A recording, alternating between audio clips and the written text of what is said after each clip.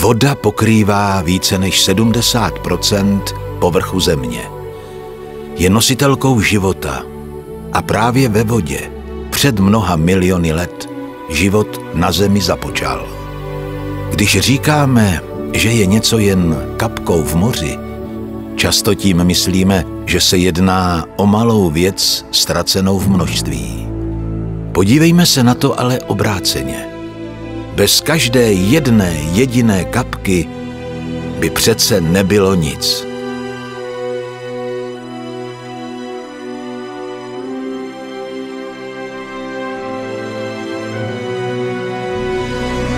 Začátek celé té dlouhé cesty je opravdu malá kapka v oblacích, která se vydá na dlouhou cestu až k nám na zemi.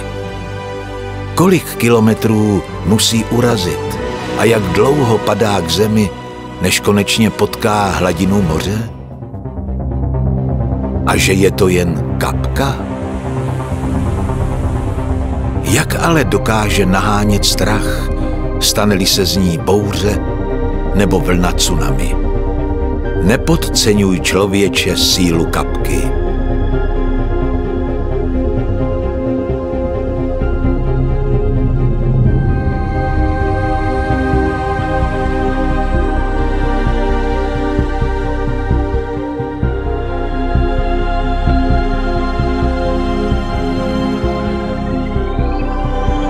Pro kolik vzácných živočichů jsou hlubiny moří domovem? Podívej, s jakou lehkostí tančí ve vodě medúza. Je sama krásná na pohled, ale nebezpečná pro své okolí. Hladnými pohyby cestuje nekončícím prostorem moře. Kolik krásy přináší a žije tu už miliony let. Bez kostí, bez srdce, bez krve. Tvořená z 90% vodou.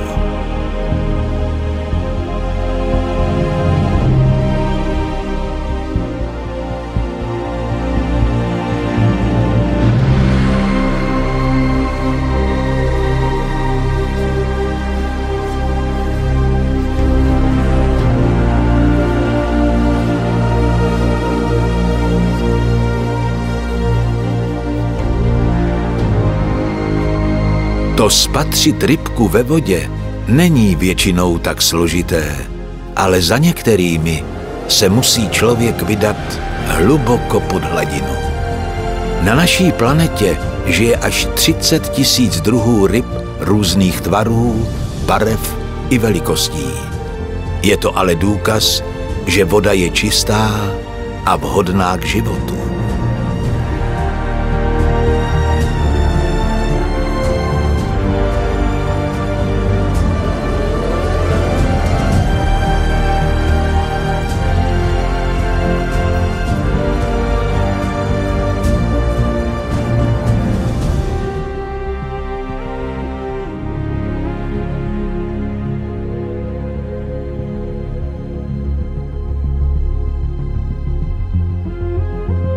Není to ryba a přece ho najdeme ve vlnách moří. Delfín si svou hravostí získá pozornost a srdce každého, kdo ho má to štěstí spatřit. Vědci mají za to, že delfín je nejchytřejší zvíře na světě.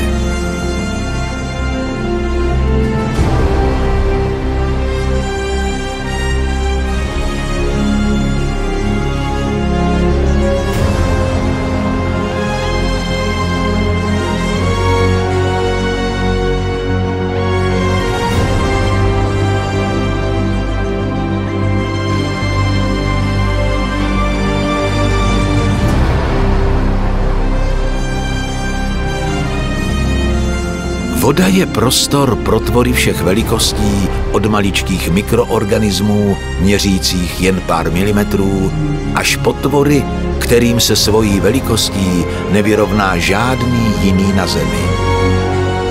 Klid a majestátní velikost. To je plejtvák obrovský. Jeho rozměry budí respekt, ale nebezpečný není ani trochu. Nemá ostré zuby ani chuť spolknout nikoho, koho potká. Je to klidná síla, která střeží naše vody.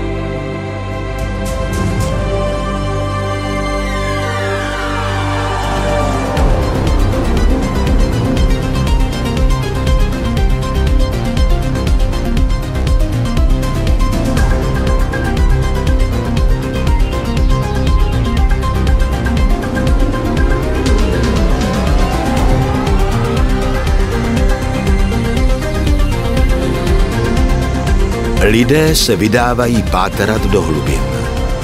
Jak tajemné a záhadné jsou stále neprobádané hlubiny oceánu. A kdo ví, co všechno se v nich skrývá.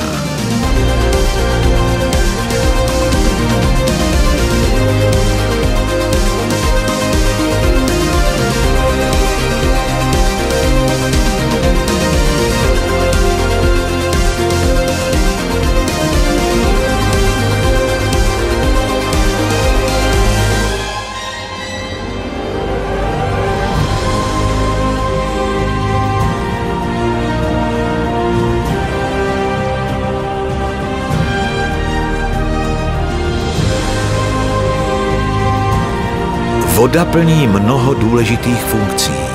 Je nezbytně nutná k životu, je to domov, dopravní tepna, regulátor klimatu. Zacházejme s ní vždy s opatrností, kterou si zaslouží. A mysleme na to, že bez vody není život.